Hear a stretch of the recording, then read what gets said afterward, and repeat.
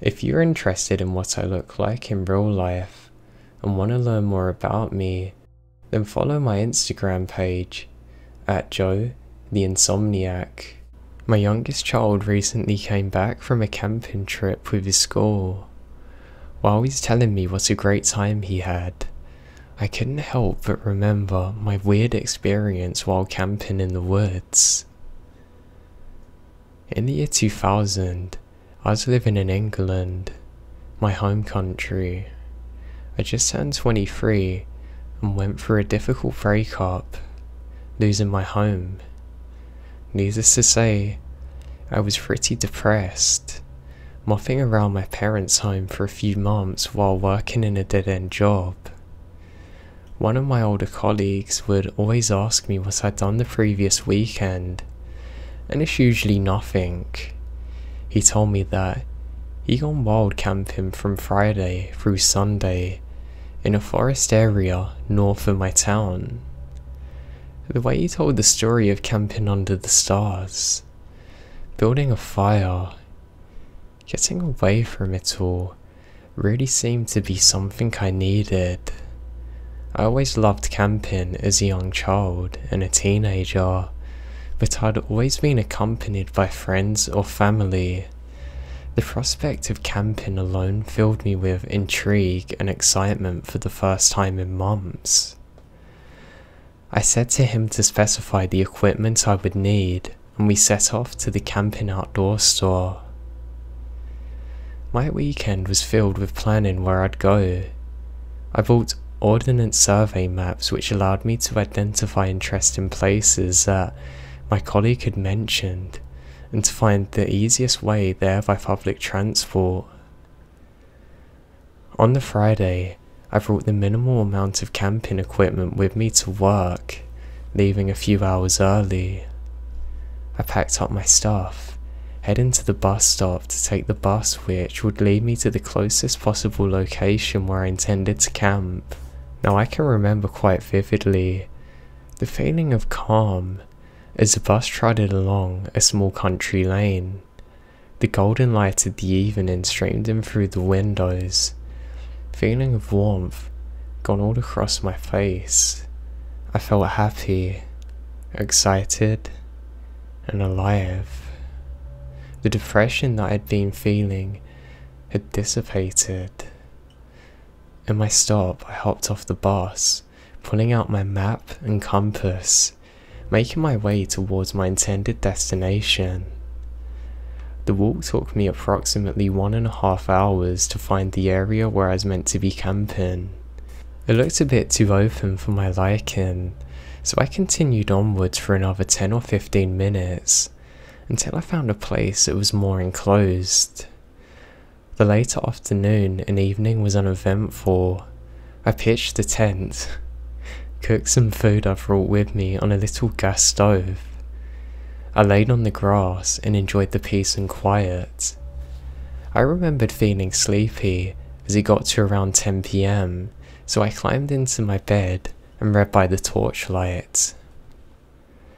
Around 4 hours later, at about 2 AM, I was awoken from my deep sleep by a noise in the distance, directly behind my head. I felt disorientated, unaware of where I was or even what the noise is. I remembered thinking, why is he crying again? Half asleep, thinking it's my little brother. Then I bolted upright, a shock of remembering where I was. With the adrenaline pumping, I could hear my own pulse. I strained to try and figure out what the noise was in the distance. It was on and off, changing in duration, intensity and volume. I told myself that it must be an animal. This reduces the anxiety somewhat. I lay back down, checked my watch. It's 2:15 AM. Now, try as I would, I could not fall asleep again. I must have been laying there for 10 minutes when, out of nowhere, the sound begins again, closer, louder and weirder. I felt the hairs on the back of my neck stand up. This time, it sounded like crying and hyperventilation. It continued for a few minutes and suddenly stopped. I started to wonder perhaps a walker got lost in the woods and become distraught. I began to hear a sort of banging sound, like someone hitting a tree with a blunt metal object. Just once at first. Then it became continuous and intense, as though somebody wanted to knock a tree down with a metal bat. The noise comes to a stop, and so too does my breathing. I held my breath, my heart beating furiously. I suddenly feel really exposed, the flimsy tent giving me no security. I'm starting to calm myself down. I hear a blood-curdling scream echoing through the woods in the clearing. I sit bolt upright. My instinct is telling me to rip the tent open and just run in the opposite direction to where the sound originates. However, I'm able to stop myself from acting so rashly. The scream was definitely of a man. Reflecting on the sound, the only way I can describe it is as though it's full of anger, disgust, agony, and hopelessness, like somebody in despair. I hear some murmuring, like blabbling coming from my east. Again, another scream, then a man shouts, "Why? Why, Greg?" This is accompanied by intense crying, along with what sounds like nonsensical babbling. I can only make out a few words, which, from my memory, were fire, soil, and sky. It sounds like a catchy song. I can hear this now clearly. It'd be a really bad song to be fair though. This means a few things. I knew that they're moving towards a deeper part of the forest, but also, they may come across my tent. I hear again, "Why, Greg? Why did you do it? For God's sake, Greg." I then heard babbling getting louder.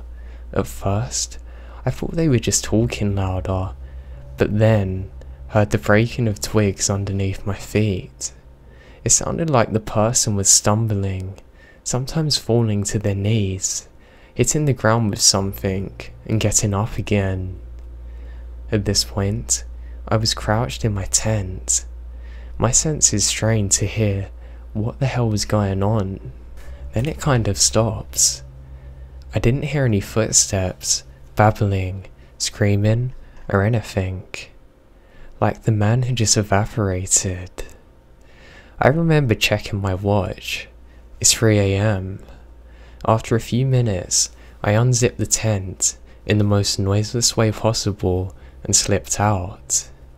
I crouched on the grass beside the tent, silently surveying the area where the noise come from. While still in the dark, the moon gave me some shine on the area. I see nothing. There was noises, but only animal sounds. I think that I crouched there for maybe 10 minutes just staring. Now, having seen nothing, I thought maybe it was over, and I tried to process the whole thing. The weird thing was that, after some time, I felt very peaceful. I must have fallen asleep again at some point, as the next thing I knew, the sun was up, and stretching through the tent. I get up hurriedly, shoving my stuff in my backpack, getting ready to go home. I tried to make my way back to the bus stop. As soon as I look around for any signs of someone having been there during the night, in my peripheral vision, I notice what appears to be a black bag on top of the bushes. Despite my experience, my curiosity gets the better of me. I go check it out.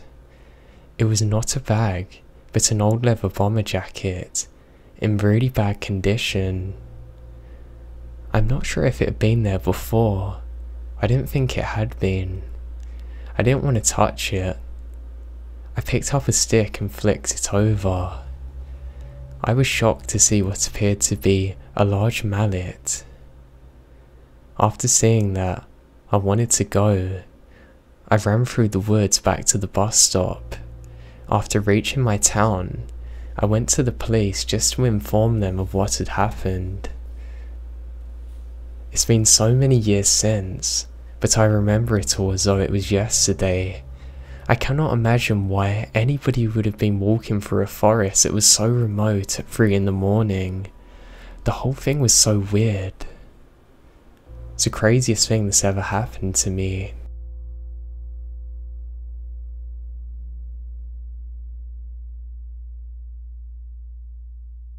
This happened back in 2012, when I was 15. There was a youth centre in my city that used to do annual camping trips to Sweden.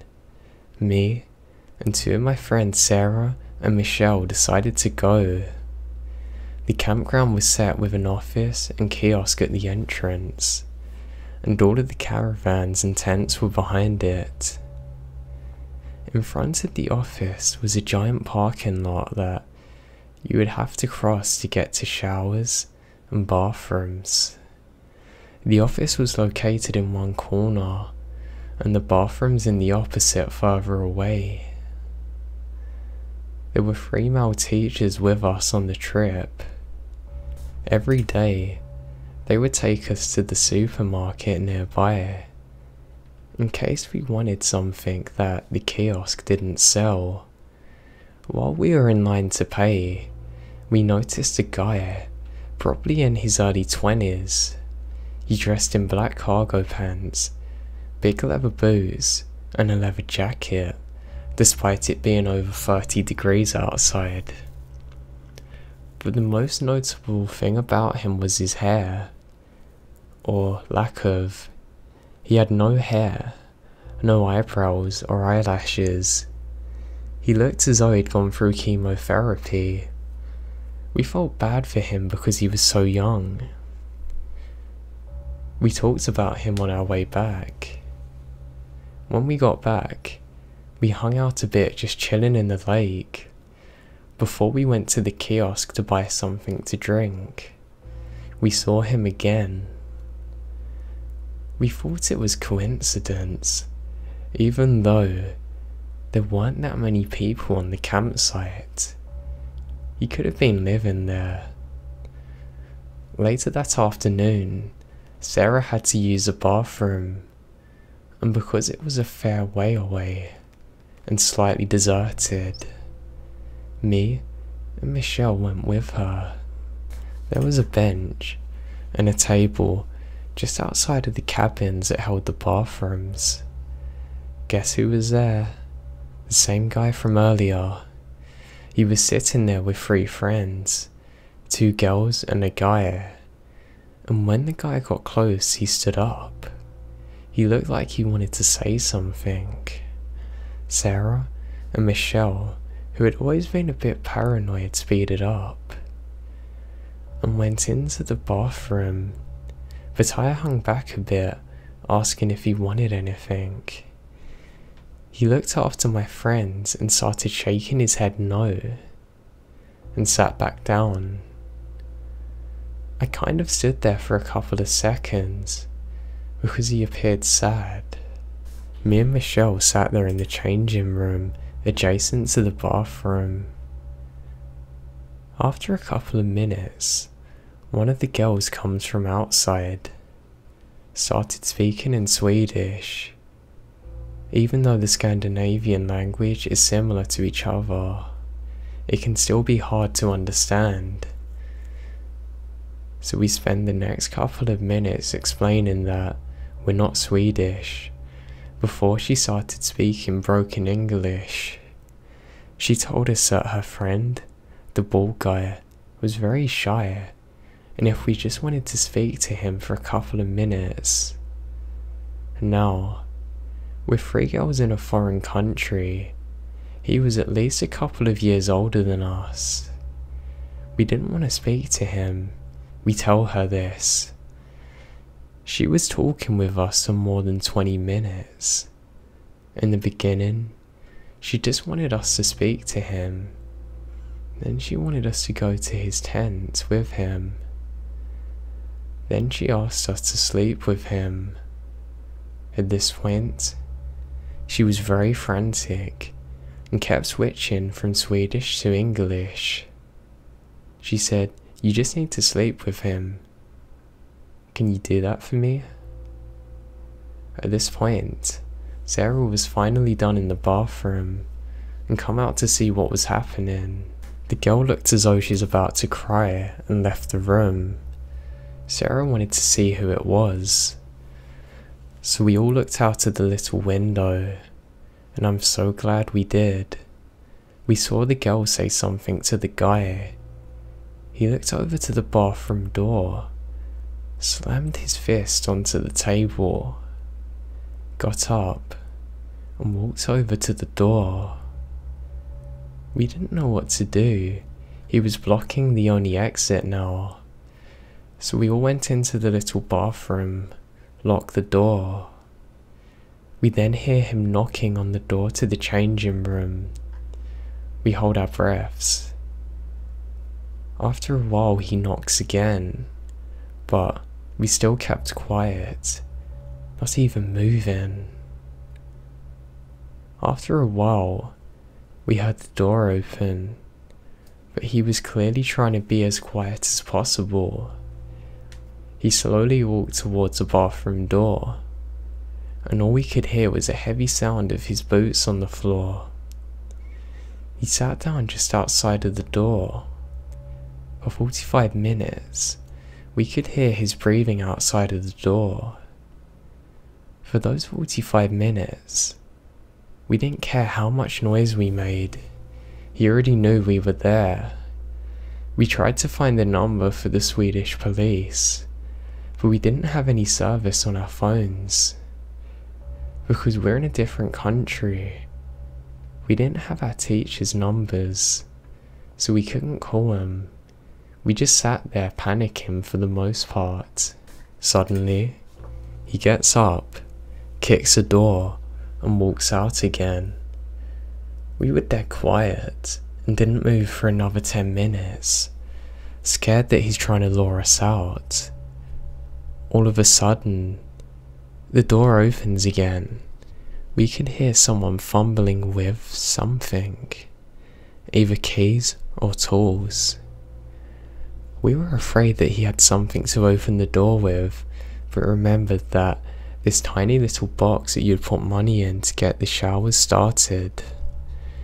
We said, "Who was it?" Someone reported that they're the janitor. I was in shock, so didn't listen. We took a chance and slowly opened the door, ready to slam it shut. The man on the other side wasn't the same guy though. He's at least 60. We asked him again if he saw the other guy. He told us that he told him that he had to leave as he saw him by our changing room. We thanked the man, starting towards the office. When we met the owner, she quickly got our teachers there. We were all very shocked. It's hard to get words out, but we were able to tell the teachers what had happened. All the teachers are so outraged. 2 of them left immediately to find the guy. That night, the police came to talk with us and told us that sleep with is Swedish for the same thing as English. The police never found the guy.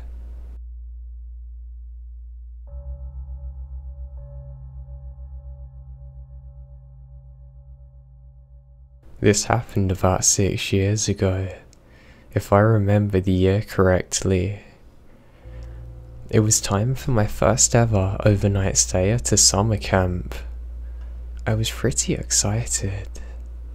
This particular camp had a system where it normally functioned as a day camp, but there was one night each week where kids would stay overnight.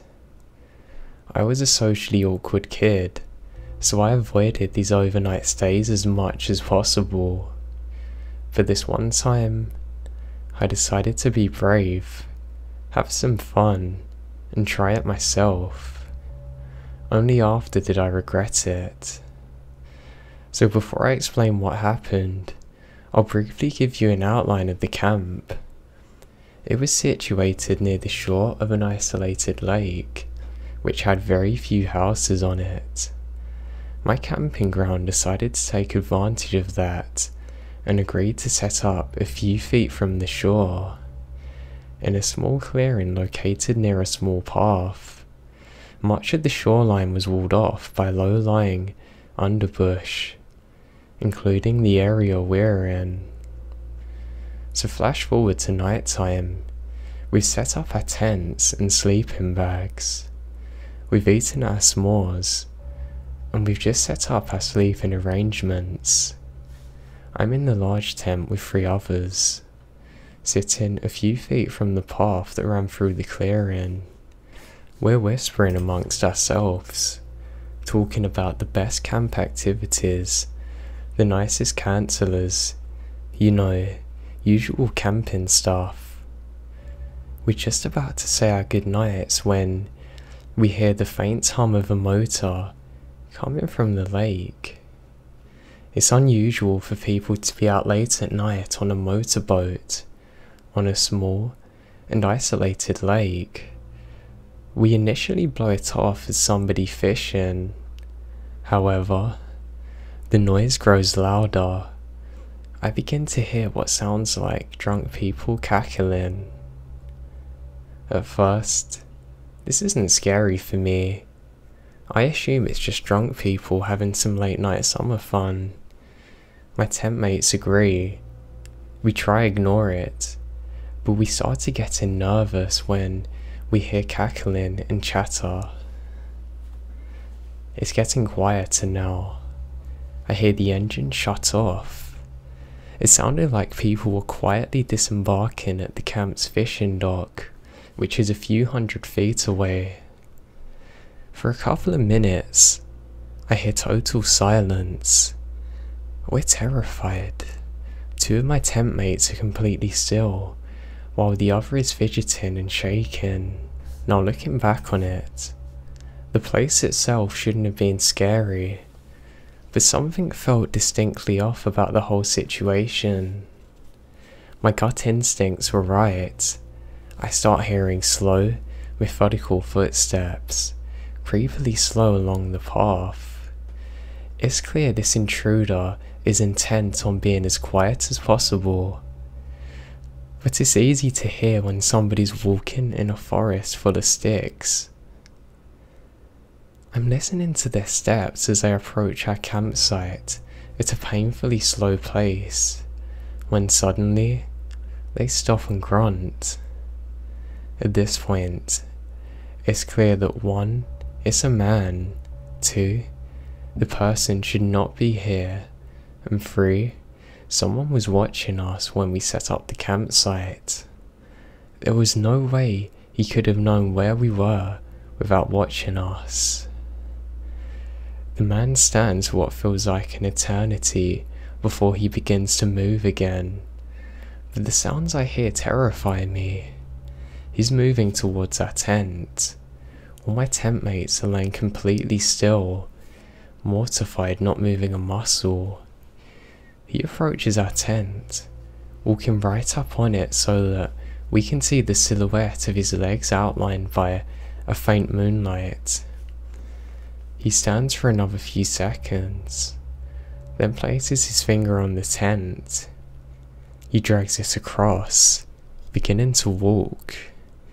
The man traces the entire perimeter of the tent with 1 finger. He holds it there for a few seconds after, grunts again, slowly walks to another tent. My tent mates are terrified. We're all looking at each other now like a deer in headlights. We hear him move from tent to tent, walking around each one, with each trace feeling like it took longer than the last. Finally, he walks slowly back to the path, grunts once more, and walks away quickly in the direction that he came from. A few minutes later, I hear the motor on the boat starting up again before it slowly fades away into the distance. The counsellor who was asleep during the ordeal was convinced that we were faking it, trying to prank them. Those of us who reported it were ignored. That's the part that I'm still angry about to this day. Why on earth did they come over here too? That part gets to me. How long had they been scouting us, and what were they doing? What did they want from us?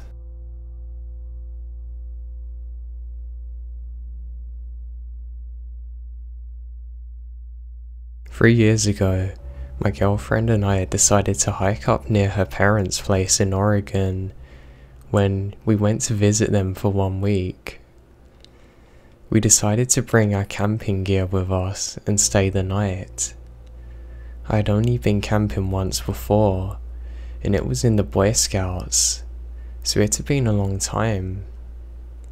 My girlfriend grew up camping and knows her way around that area very well, so myself, her, and her parents' dog Bear, a huge Newfoundland lab mix, head up the trail. Now we actually saw a few people out there. They're mostly just day hikers. People love Bear and stop to pet him. So a little after 6, we make camp, set up our tent, pull out our grub. We decided to get some sandwiches, stuff for s'nores, chips, and some beer. I lit up a joint and she pulled out her guitar after we finished eating. Great relaxing night. We started winding down, ready to head to bed. She was in the tent getting dressed for bed when I finished a joint and made sure the fire was out. Suddenly, Bear growls, this low menacing growl. I've never heard him do it before. I pet him and look around to try and figure out what's going on. We get to sleep at around 1. I wake up to my girlfriend shaking me, looking terrified. I then hear Bear begin to growl besides us. She holds up her finger, talking low. She tells me that she woke up to voices. I listen and hear what sounds like 2 men talking. Then, we hear something absolutely terrifying. One of them says to his friend, "I'll take the girl, you get rid of the guy." At this point, I knew we're screwed. We have no weapons of any kind. My girlfriend unzips the tent, and Bear rockets out. I've never seen him move so fast in my life. I hear one of the guys yell out. I hear Bear snarling and growling, and I hear them running. My girlfriend takes a satellite phone out. We then call her dad, and he calls law enforcement, and we stay in the tent as instructed. Bear comes back out of breath. No sign of the guys. We're now waiting for the ranger. When they eventually arrive, they find no sign of the guys, no truck tires, anything. They then give us a ride back down to our car. And later that day, we got Bear a big steak. Lord knows what them people wanted to do with us. I'm just glad that we had Bear with us and didn't have to find out.